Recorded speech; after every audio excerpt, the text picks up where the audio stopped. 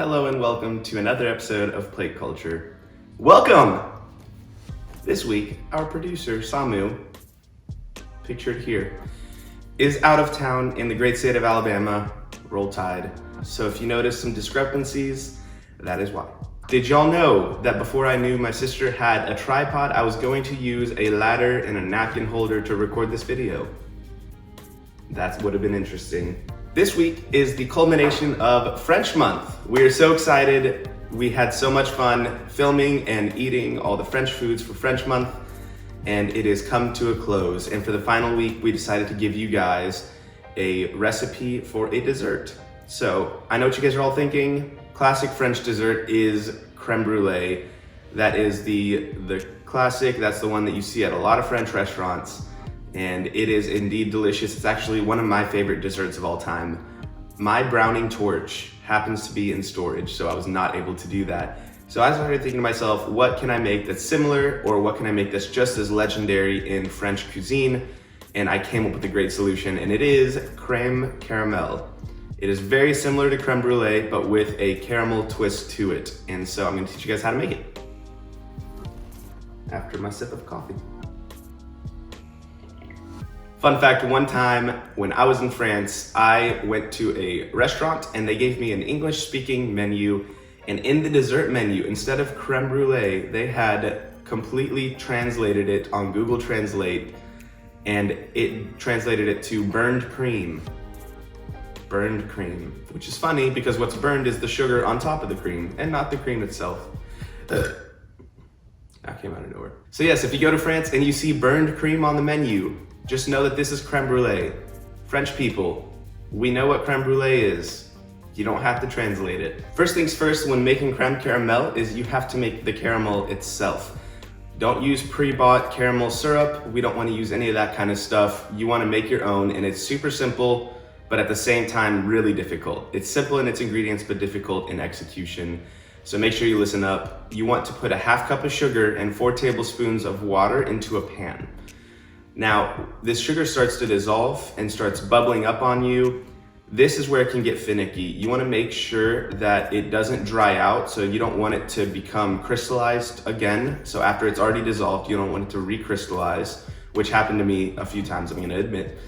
But if that happens, just add a little bit of water and keep cooking it. You want to make sure you're keeping an eye on it for the entire 4 or 5 minutes that you're cooking it. You don't want to let your eyes wander. You don't want to go do anything else. Don't go prepare other foods. Keep your eyes on the caramel.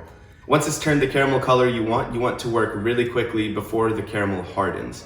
So the caramel will take about 2 minutes, and then it's going to be unusable. It's going to harden really quick into a really hard texture, the way that you typically see hard caramel. So what you want to do is, while it's still in its liquid form, you want to coat the bottom of some 8-ounce ramekins. Ramekins you can find at a lot of different stores. You can buy them on Amazon, and they are the perfect dish for making crème brûlée or crème caramel. And you want to line the bottom of it, so take a few spoonfuls of the caramel, line the bottom of all of your ramekins, and then you want to set those aside. Make sure you swirl them a little bit so the entire bottom is coated. Pro tip, caramel when it hardens is really hard to clean. So the way you clean it is you run the pan and the spoons and whatever else you used under hot water and just let it keep running until the caramel dissolves. If you try to scrape it off, you're going to destroy your pans. Make sure you run it under hot water until the sugar has dissolved. After this, you want to start making the custard filling that is going to be going in on top of the caramel in the ramekins. So you want to first heat up some milk, but make sure it does not boil. You just want it to get to a hot temperature where you can feel it with your finger, and it's not going to burn you, but it's not lukewarm either. While the milk is heating up in a separate bowl, you want to mix together your eggs, egg yolks, half a cup of sugar, and some salt, just a little pinch of salt.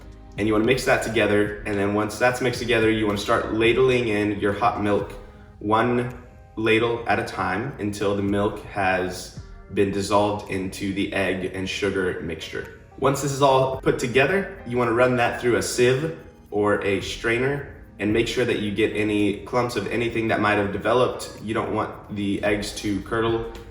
And so you want to run that through a sieve and make sure that it is completely smooth. And once you have run that through the sieve, you want to add your vanilla extract. Some recipes, instead of using vanilla extract, will heat up their milk along with a vanilla bean and scraping the seeds out of a vanilla bean.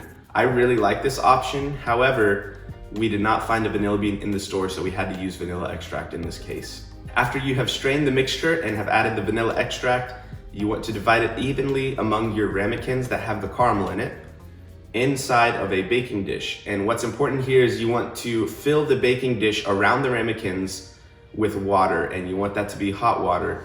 You want to make sure that the water comes up about halfway up each ramekin, and then you can go ahead and put those in the oven, and it will take about 30 to 35 minutes at 325 degrees Fahrenheit.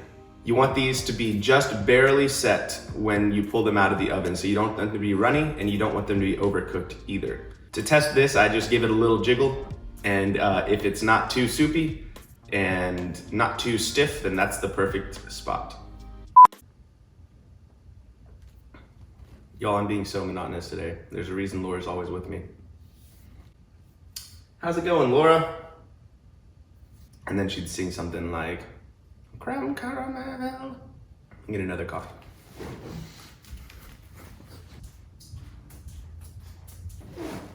And welcome back.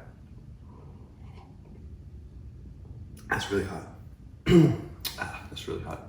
Once those crème caramels have been in the oven for about 35 minutes, you pull them out and you want to set them in a refrigerator for something along 4 to 5 hours. Honestly, this can be up to a day.